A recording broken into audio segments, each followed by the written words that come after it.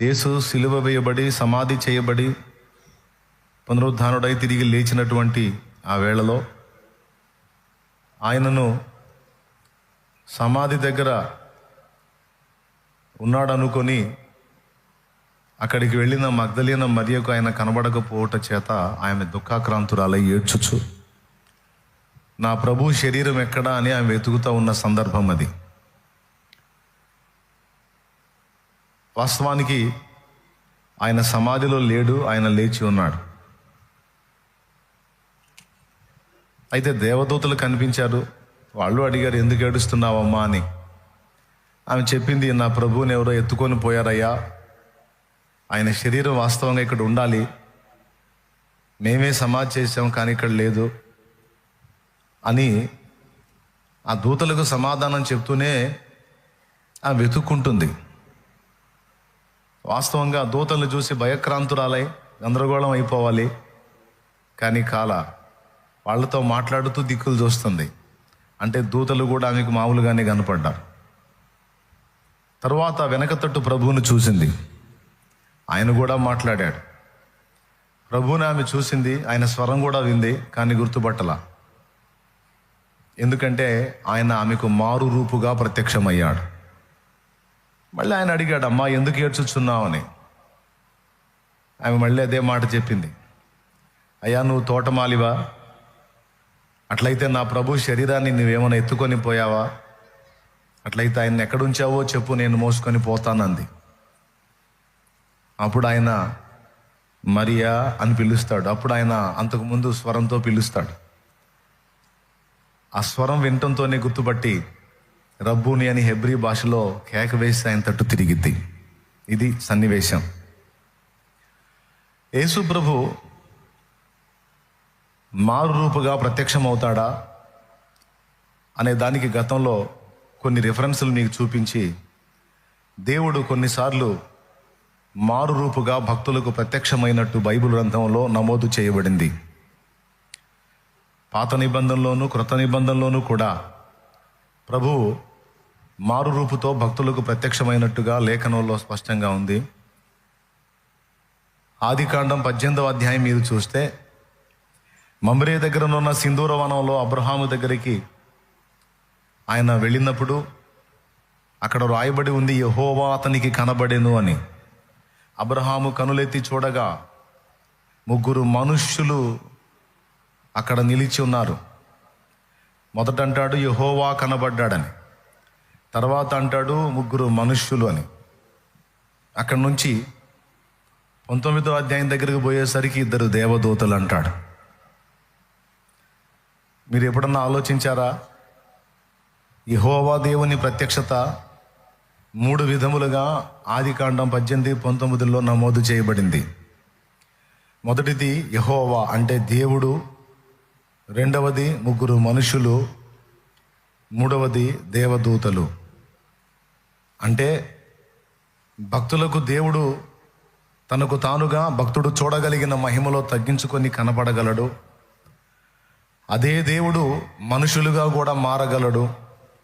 అదే దేవుడు దూతగా కూడా మారి మనుషులతో వ్యవహరించగలడు అనే సత్యాన్ని మనం గ్రహించాలి. దేవుడు ఒక్కడే, కానీ ఆయన కోరుకున్న రూపులో ఆయన మార్పు చెందడానికి ఆయనకి సౌకర్యం ఉంది. ఆయనకే కాదు, దేవదూతలకు కూడా ఆ సౌకర్యం ఉంది. మనం దయ్యములుగా భావించేటువంటివి వాస్తవంగా ఒకప్పుడు దేవదూతలే. ఆ వాటికి కూడా మానవ జీవితాల్లో ఉన్న విషయాలు తెలుస్తాయి. అంతేకాదు మనుషులను పోలి అవి కూడా కనపడతాయి. అలా కనపడ్డప్పుడు మనుషులు భ్రమకు లోనై చనిపోయిన మానవుల ఆత్మలే మాకు కనబడ్డాయి అని భయభ్రాంతులకు గురై చనిపోయిన మానవాత్మలను ద్వేషిస్తారు. ఎందుకంటే ఈ దురాత్మలు ఆ ఆకారాలను పోల్చుకొని మనుషులకు కనబడతాయి తప్పించి వాస్తవంగా మృతులైన మానవుల ఆత్మలు కావవి. ఆ సౌకర్యం దేవదూతలకు ఉంది, సాతానుకుంది, వీళ్ళందరికంటే ముందు దేవునికి ఉంది. దేవుడు తాను అనుకున్న రూపులో రూపాంతరం చెందగలడు, మార్పు చెందగలడు. ఆదికాండం 18వ అధ్యాయంలో అబ్రహాం దగ్గరకు వచ్చినప్పుడు ఆయన యెహోవాగా దేవుడుగా కనపడ్డాడు, మనుషులుగా కనపడ్డాడు. లోతు దగ్గరికి వెళ్ళినప్పుడు 2 దూతలు, కానీ దూతలు వారు మనుషుల్లాగానే ఉన్నారు. కానీ లేఖనంలో ఏముందంటే ఆ 2 దూతలు అని ఉంది. ఏమండి, ఒకసారి చూద్దామా?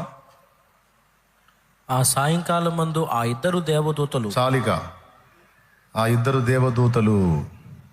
కానీ సొదొమలో నడుస్తున్నప్పుడు వాళ్ళు మనుషులుగానే కనపడ్డారు అక్కడ వాళ్ళకి. అందుకే సొదొమ మనుషులు వాళ్ళని పొందగోరారు. కాబట్టి ఇక్కడ దేవుడుగా కనపడగలడు, మనుషుడుగా కనపడగలడు, దూతగా కూడా కనపడగలడు. మగ్దలేని మరియ దగ్గర ఆయన తోటమాలిలాగా కనపడ్డాడు. ఆయన మొదట అమ్మా ఎందుకు ఏడ్చుచున్నావు, ఎవరిని వెతుకుచున్నావు అని పలికినప్పుడు కూడా స్వరం అయింది కాదు, వేరే స్వరం. తర్వాత ఆమె దుఃఖాక్రాంతురాలై అదే ధ్యాసలో ఉన్నప్పుడు ఆయన అసలు స్వరంతో మరియా అని పిలిచాడు. జస్ట్ ఒక పిలిపే, మరియా అనే 3 అక్షరాల పిలుపులో ఆయన గుర్తుపట్టేసి రబ్బూని అని కేక వేసింది. అంటే యేసయ్య స్వరానికి అంతగా అలవాటు పడింది మగ్దలేన మరియా. ఇట్లెందుకు డైరెక్ట్గా ఆమె కనపడవచ్చు కదా, ఎందుకు అట్లా మారు రూపుగా ప్రత్యక్షం అవ్వటం అనేది మీకు ఒక ధర్మ సందేహం ఉండొచ్చు. అది ఆయన ఇష్టం. కనబడాలనుకున్నప్పుడు కనబడతాడు, లేదా తన భక్తులకు కొన్ని పాఠాలు నేర్పాలనుకున్నప్పుడు తను మరుగు చేసుకుని కూడా కొన్ని ప్రశ్నలు వేస్తాడు, కొన్ని సంభాషణలు జరుపుతాడు. మీకు మరి ఒక నిరూపణ, లూకాసు వార్త 24వ అధ్యాయం తీసుకోండి. లూకాసు వార్త 24వ అధ్యాయంలో 13వ వచనం నుంచి చదువుతున్నాను. ఇదిగో, ఆ దినమందే వారిలో 2 యెరూషలేమునకు ఆమడ దూరమున ఉన్న ఎమ్మాయి అను ఒక గ్రామమునకు వెళ్ళుచు. ఎవరోళ్ళు? శిష్యులే వాళ్ళు కూడా. జరిగిన ఈ సంగతులన్నింటినీ గూర్చి ఒకరితోనొకరు సంభాషించుచుండిరి. వారు సంభాషించుచు ఆలోచించుకొనుచుండగా యేసు తానే దగ్గరకు వచ్చి వారితో కూడా నడిచెను. అయితే వారు ఆయనను గుర్తుపట్టలేకుండా వారి కన్నులు మూయబడెను. గమనించాలి, వారు ఆయనను గుర్తుపట్టలేకుండా కన్నులు మూయబడ్డాయట. అంటే మారు రూపుగా ప్రత్యక్షమయ్యాడు. అర్థం కావట్లే ఆయన ఎవరో.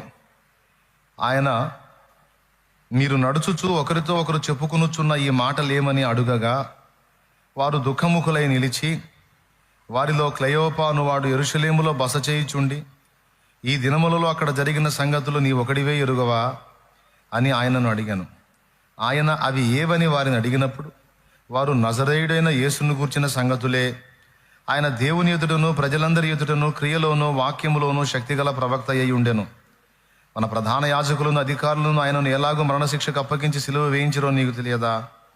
ఇశ్రాయేలును విమోచింపబోవాడు ఈయనే అని మేము నిరీక్షించుంటిమి. ఇదిగాక ఈ సంగతులు జరిగి నేటికి 3 దినములు ఆయను.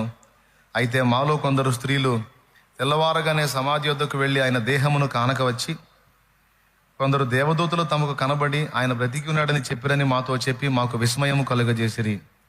మాతో కూడా ఉన్నవారిలో కొందరు సమాధి వద్దకు వెళ్ళి ఆ స్త్రీలు చెప్పినట్టు కనుగొనిరి గాని ఆయనను చూడలేదని ఆయనతో చెప్పిరి.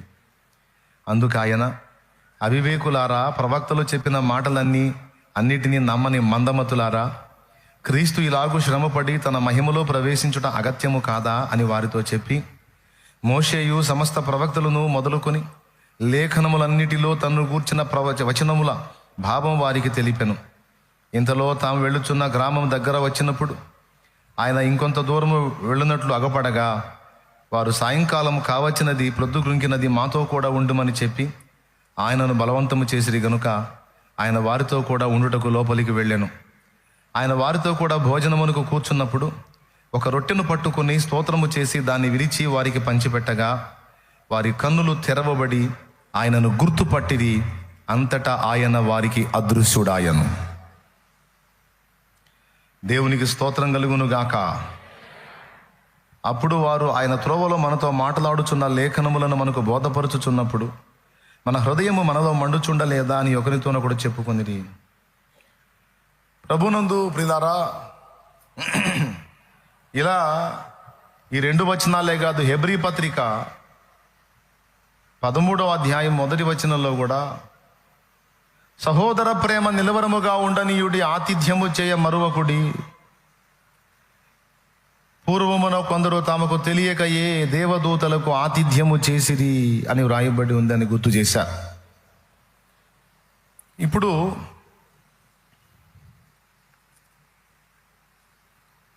ఆదికాండములోను